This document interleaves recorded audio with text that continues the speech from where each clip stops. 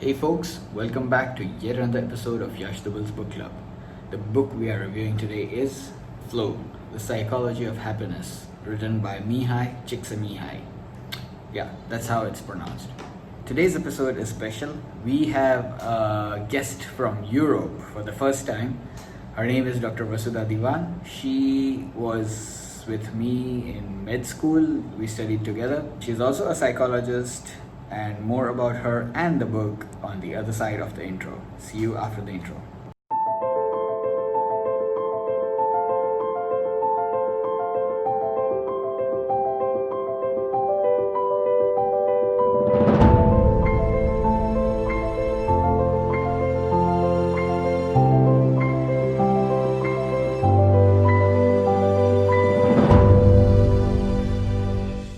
Okay, and I want to mention one thing that Yes. this whole week or a month is World Mental Health Day, World Mental Health, and how many people would be stimulated to pick this book?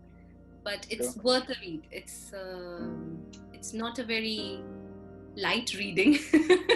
That's I true. totally agree. Yeah, but it's very enriching one because Yes. you have a lot to take from this book, especially because he's documented a lot of research, a lot of studies, not just in flow, but the related topics. So and so lot of testimonies. So it's something which is quite inspiring. When I was reading this, he mentioned that he was, or like he is with University of Chicago for many years, and I was like, man, I was there 6 years ago. I wish I knew about him. I could have just gone and meet him. I know, That would and have I'm been sure he would have been delighted to meet because I'm on his I've logged onto his Facebook page and I've been following him, and he's quite enthusiastic person, from whatever you get to read through his Facebook posts. Sure. People think, we cannot say that we are following a philosophy or we are just following a spiritual leader. So he's or we giving it a very believe in it. The people are scared about just saying that we believe in it. In fact, I have I know a few of doctors who do not believe in the power of the human mind, in the sense that let's say, I'll give you a perfect example. If blood donation camps are held and a healthy individual comes in, mentally he does not want to donate blood, but somehow he has been forced, and he sits. The guy is trying to prick him and trying to withdraw blood. He can see the vessel. He's inserting the cannula itself, and the blood is not flowing out. And I said, yes, it's possible, because this guy internally itself, he does not want, and the body is actually obeying his command. And there are doctors who are like, no, this is not possible. This is not how it works. And I'm like, okay, fine. I'm not going to argue with you, but that's I think there's another book we should read and talk about. It's called Mind Over Medicine. Okay. It's going to blow your mind. Oh, that's going to be interesting. So let's go back to the flow and let's talk something about flow now. We are digressing. So tell me what you found fascinating about this book. So it's I think this is something which we have all experienced in our life. This is like he defines it very apt, that it's a state in which you are very much aware of what you are doing. You are completely absorbed in the activity you are doing or you're performing, or the situation you are in, and where you just forget about being self-conscious, being how you look, or your worries, your fear, your vulnerability. So you are in it, like we have that literally saying that you are in the flow, like situations where you are working in a team where everyone is actually working on that focused goal, Doing what they are probably supposed to do. in our emergency medicine we used to face that the whole team is trying to save that patient. It's all focused goal. Everyone knows what they have to do and everyone is doing it together, and when you reach that end result, that patient is saved, it's so exhilarating. It's like, so satisfying that you've done it. And with that collective energy, and that's exactly flow is, that's how it is. That's what you come out of that small bubble and you feel like, oh, actually the world exists, and you just forget about the world for that particular period of time. I think he has quoted examples of athletes or musicians or people in the world of, or in the field of art. Usually you see normal humans who are not into that field, they understand this example easily, and that's how probably he wanted to convey the message, whereby a musician will get lost in his melodies, or an athlete will be so aggressively in his flow, or if it's a swimming, if it's any other sport, or even cricket. There are good cricketers who would be always in flow, then that's probably what they call as form, in form. He's tried to touch different aspects, he's tried to consider what can be external forces which is not letting somebody experience flow. Could be the culture, could be the work they're doing, or they are just setting back, in their own mind, in their own head. While I was reading this book and also reading some summaries online, I found a very interesting thing. It says a person can make himself happy or miserable regardless of what is actually happening outside, just by changing the contents of consciousness. Yeah.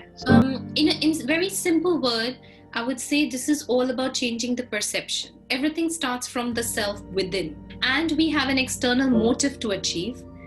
Then it's difficult to reach flow. It's not like, if you're doing something just to get money, probably you will not experience the flow. You'll definitely get all the pleasures which you can buy with the wealth, but you won't be able to experience the flow. Yeah, I think once you get the internal drive, that's when everything gets automated. You go on auto mode or an autopilot mode.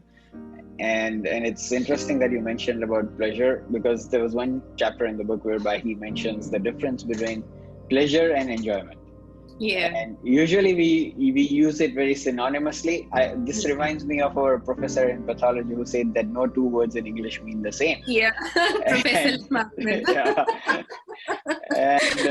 And that's true, because we always use it like interchangeably, but no, in the explanation he gave was so cool that enjoyment is usually associated with worldly pleasures, like you eat exotic gourmet food, or you watch a movie or whatever, so that's pleasure. So that's for pleasure. However, enjoyment is, on the other hand, in things you actually like to do. So for example, again, he quotes those athletes or swimmers or chess players who get so engrossed in it and they love doing it. And that's what this whole thing is about. And that's what they get their enjoyment from. So, and that's what actually increases the happiness. It's not, yes, pleasure is one thing, but that's not equivalent to being happy. On the other hand, enjoyment is what increases your levels of happiness. There was an example he mentioned, a study done by some Italian psychologists where they went to this alpine village in Italy, and they took the interviews of the people around that area, and so particular lady they picked and interviewed her. And she had great grandchildren, and she was an old lady, but she was happy to do all her activity of the day. And it was very difficult for her to convey whether this was a work for her or this was a leisure. It was like all merged in one. And then the psychologist even asked her, if you get wealth, and if you are being asked to live in the urban life and being placed in all that richness, what would you prefer? She said, I would still love to do this job. Rather than I'll still continue doing what I'm doing. Yeah, there's this very nice graph he has given, and probably that would be my take home from this book. I would just like to try and replicate this graph and see how best I can do. So it's the beauty here is he has this graph, and this is the axis for challenges, and this is for skills.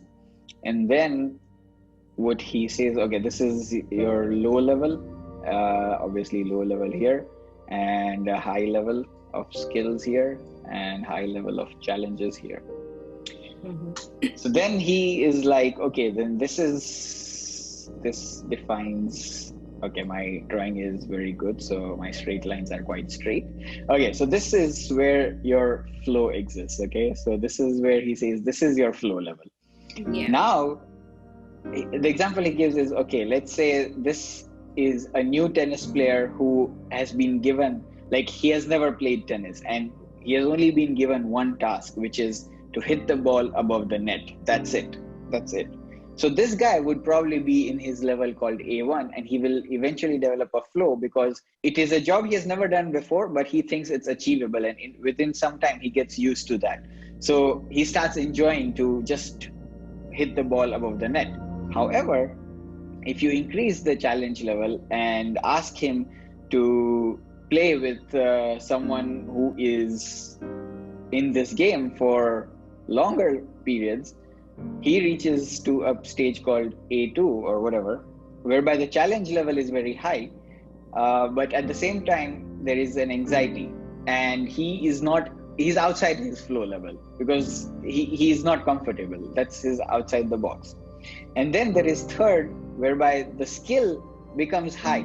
Now if he continues doing what he is doing, his skill level obviously becomes high, but then he's being asked to play with very amateurs, then he gets bored, and this is where your boredom is. So the boredom also becomes high. So this is also, you are outside your flow level. This is the ideal place where the author mentions is A4, whereby even your flow level is high, your challenge level is high, your skill level is also high. So you have attained some skills, and you are being, or your opponent is someone who is not exactly a professional, but who plays better than you. But somewhere in your heart, you know that if I work slightly harder, if I focus slightly harder, I'll be able to defeat this guy.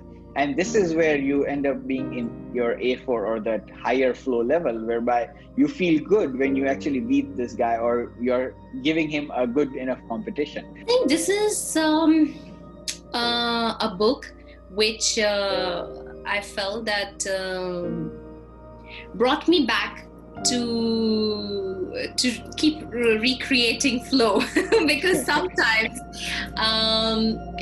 we get so lost doing our mundane activities every day that we feel, oh, where's the spark lost? Actually, spark hasn't been lost. It's been, we are not being focusing on it the way we should have. Flow is not possible if you do not get the feedback. So preparing a good dish being relished by the whole family, you get an immediate feedback that it went well. So yeah. Or it didn't, because feedback can be both. But that's the challenge, right? It didn't work. Okay, so I need to get better on it, right? You need to improve your skills then. Yeah. Thanks once again for being in the show. It was exciting to have you. You are, I think, our first guest from Europe. Let me mention, first female guest. Yes, exactly. You're right. For the feminist folks out there viewing this. Yeah. Oh, wow. I like that. Yes. Thank you very much, Yash, for having me. Finally, I got the opportunity. We've had a lot of book reviews, but behind the cameras. Yes, behind the cameras. No, it's awesome.